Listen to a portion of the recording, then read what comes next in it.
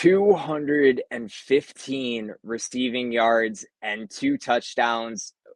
Can't say we expected anything less from the AFC East this year. And Miami showed up in week 1 without question. Divisional battle week 2. And let's take a look at Miami and New England here.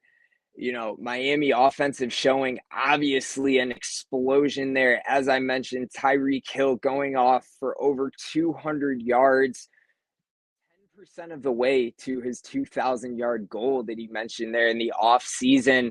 But Tua was even more impressive. Obviously, a big chunk of his yards went to Tyreek, but he managed to rack up 466 yards through the air, over 10 yards per attempt. And he's tied for the league lead with 3 passing touchdowns as well. But that doesn't take away from Mac Jones, in my opinion. He had a pretty impressive game 1 outside of a couple miscues in the first couple drives, as we obviously saw an interception early. But just when you think the game was out of hand, they turn it around, they cut it to 5, and Mac Jones is also tied for that league lead with 3 passing touchdowns. He's 4th in the league with 316 passing yards. He was one of just 5 QBs in week 1 so far prior to the Monday Night Football game that has thrown for at least 300 yards this week. But that New England underdog at home is a situation that I really wanted to look at here. And one of the main reasons I'll say that I'm leaning towards the Dolphins. You look at New England in recent years as a home dog in the last 2 years, 0-6 straight up, 1-5 against the spread. They're losing by a touchdown on average. This is only the second time that it's happened against the division. We take out the site, negate the fact that they're playing at home, and we just look at how New England's done as an underdog, and it doesn't get much better for the Patriots here.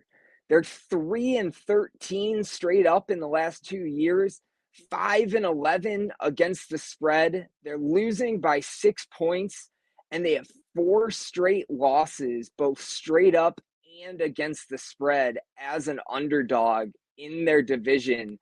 They got a tough one coming up at them. Miami's defense obviously struggled. LA, the Chargers, had one of the most explosive offenses outside of Miami, and they took advantage of this Miami secondary that we thought was going to be improved. I do think that there's some opportunity here to look at the over. But with the Patriots' history with Mac Jones at the helm as an underdog, especially at home, and this short line here, just 2 points, and the explosion that we saw from that offense, I don't know if Mac Jones and the offense here can keep up with Miami. So I am back in Miami here in the NFL action on Sunday night. But guys, if you like the content that you're seeing here, all the football action that we got going early in the season, make sure you like and subscribe to the page. Get all the action as we move forward in the year, and check out some of the other videos below.